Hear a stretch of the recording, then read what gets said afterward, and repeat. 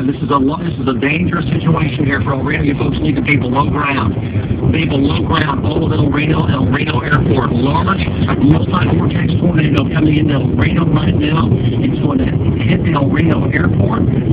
Straight on. Put it like settle on, Emily.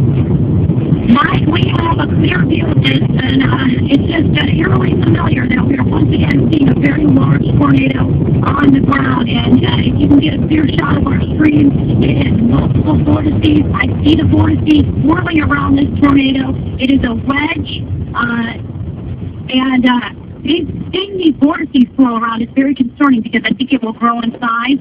Mike, is this moving directly east? Mike? Is this moving directly east?